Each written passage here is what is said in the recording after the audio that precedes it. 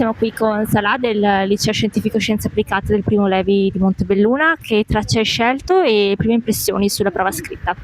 Ho scelto la traccia B2, quella che mi sembrava con più spunti da poter scrivere di più e niente, le altre non mi sono sembrate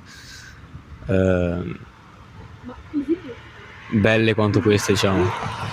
E che impatto ha avuto l'intelligenza artificiale sulla preparazione di questi esami? È stato molto incisivo, in quanto tutto quest'anno ho studiato solo grazie all'intelligenza artificiale, più molto con Claude e DeepSeek, e sì, è stato molto incisivo.